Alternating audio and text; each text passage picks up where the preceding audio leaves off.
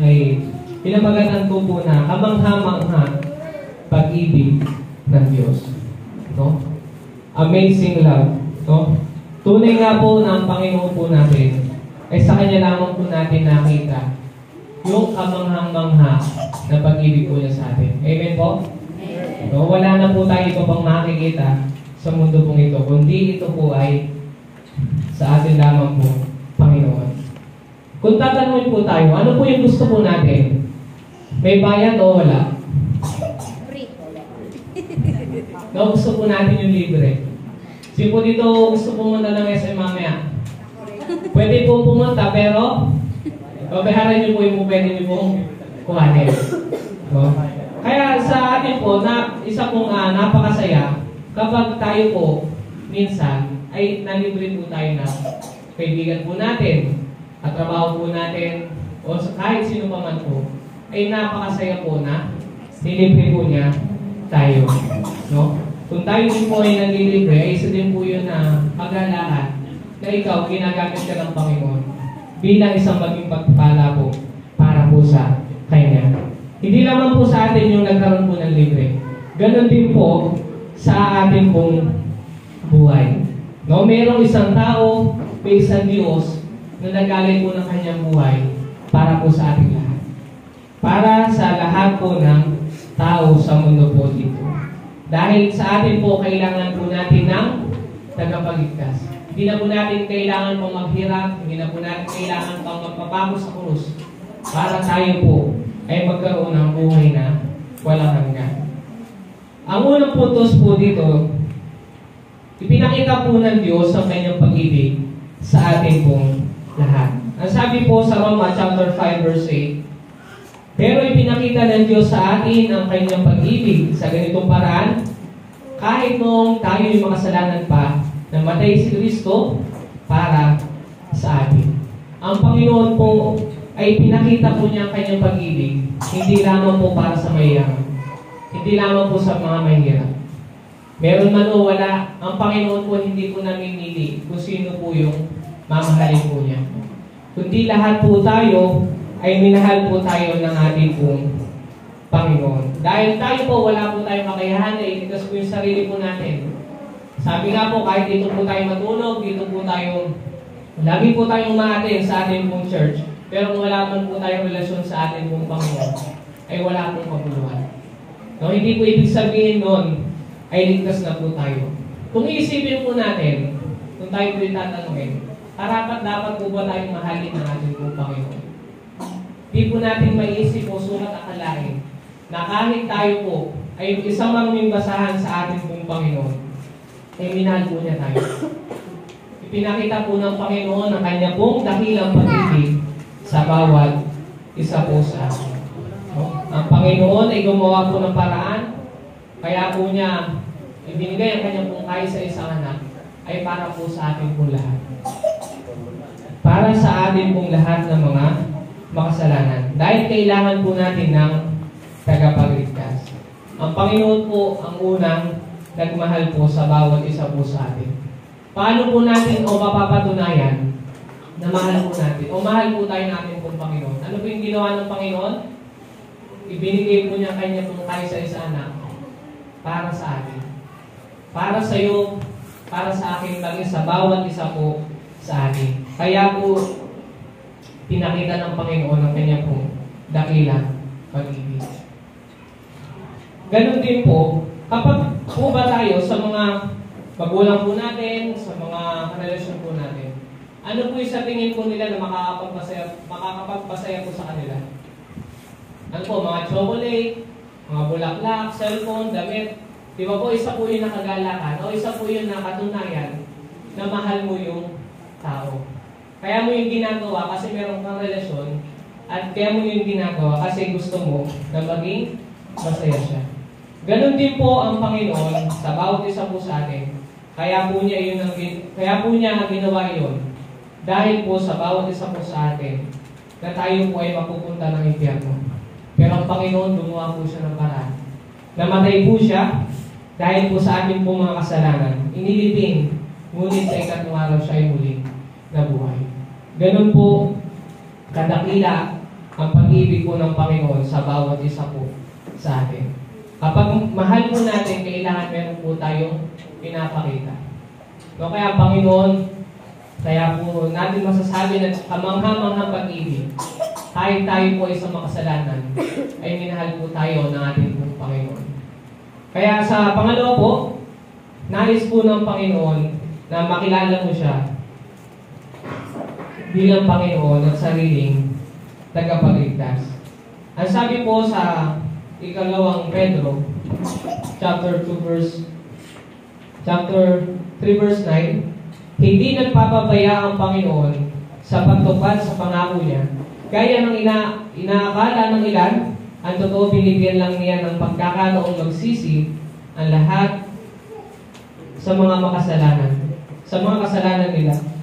Dahil ayaw niyang mapahamak ang sinuman. Kaya po namatay ang ating pong Panginoon. Kaya po niya ipinakita ang pag-ibig po niya sa atin. Pinaramdam po niya dahil gusto po ng Panginoon na makilala mo siya bilang Panginoon at sarili kong tagapagligtas. Kaya po namatay ang Panginoon dahil po sa bawat isa po sa atin. Lahat po tayo ay may pagkakataon para mabago po yung buhay po natin. Lahat po tayo ay may oras. Kaya mga kapatid, sa umaga po ito, hanggat may pagkakataon po tayo, hanggat may araw po na ibinibigay, hanggat may nanibagong lakas po ang binibigay ang Panginoon sa atin, ay meron po tayong pagkakataon na makilala po natin siya bilang Panginoon at sarili po natin tagapagligtas. Gusto po ng Panginoon ay tanging sa Kanya lamang po tayo magtiwala. Tanging sa Kanya lamang po natin ipagkatiwala ang buhay po natin. Kadalasan po ang nangyari, minsan kapag may nangyari po sa atin na hindi maganda, nawalan po tayo ng trabaho, hindi po naging maganda yung buhay po natin, lagi po tayo may problema. Minsan doon lamang po natin naiisip, doon po natin minsan nalalapitan ang ating pong Panginoon. Minsan doon po natin naiisip na, Lord, kailangan ko po kayo. Pero nung binigyan po tayo ng Panginoon ng pagkakataon, maganda yung buhay natin, maganda yung nararanasan natin, malayo po tayo sa ating pong Panginoon. Nakakalimutan po natin siya. Kaya ang Panginoon, kahit ganun po yung ginagawa po natin sa Kanya, ay hindi po tayo pinapabayaan po ng Panginoon. Hindi po niya tayo iniiwanan. Kaya ang Panginoon, kailanman, ay hindi po siya nagbabago. Kung ang Panginoon po natin noon, ngayon at hanggang sa darating pa, ay iyon at iyon po siya. Kailanman, ay hindi po siya magbabago. Kaya sa umaga po ito mga kapatid, ang nais po ng Panginoon sa atin, maganda man o hindi maganda yung nararanasan po natin, laging dapat nandun po yung Panginoon sa atin. Laging dapat kinikilala po natin siya sa ating pong buhay. Kaya sa oras po nito na pinapaalala po sa atin ng Panginoon, na patuloy na isipin po natin kung gaano po kabuti ang Panginoon. Na kahit tayo po ay nagkukulang, wala po tayong panahon, wala po tayong oras sa Panginoon. Pero ang Panginoon, binigyan po niya tayo ng pagkakataon para makapaglingkod po sa Kanya.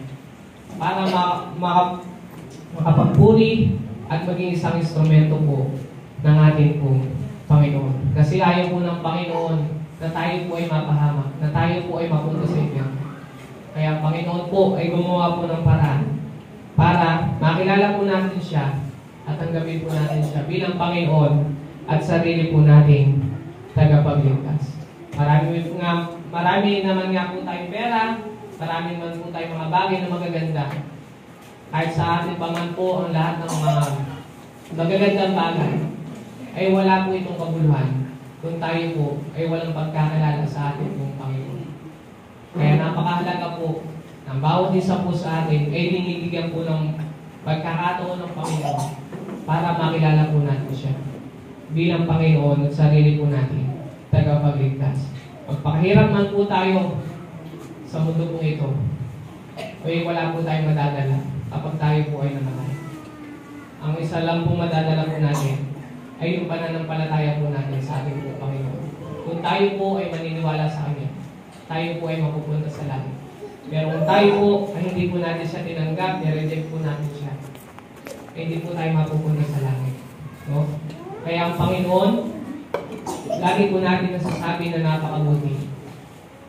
Binigyan ka pa po niya ng pagkakataon na makilala mo siya at nandun po yung bonus niya. Binigyan ka pa po niya ng maganda pang buhay.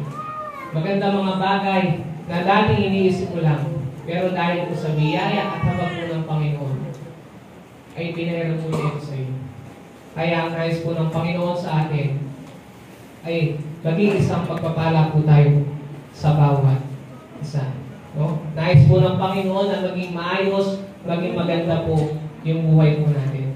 Simula po tayo po ay nakakilala sa Panginoon, ay nagkaroon na po tayo ng kapanatagan.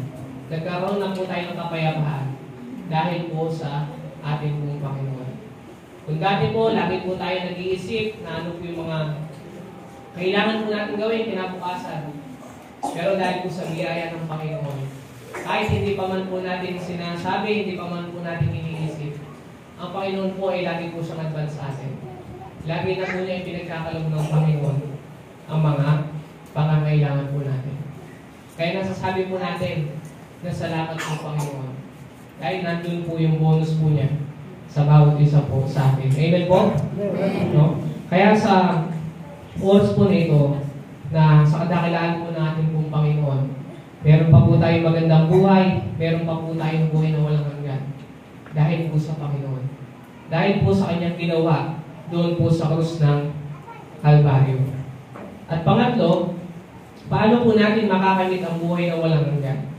Sa pamamagitan po ng pagkakilala po natin sa Panginoon, tinanggap mo siya bilang Panginoon at sarili pong tagapagligtas, ay maliligtas ka na. Dahil hindi mo na kailangan pa magpakihirap, hindi mo na kailangan pa mapako doon sa krus ng Kalbaryo para magkaroon ka ng buhay na walang hanggan.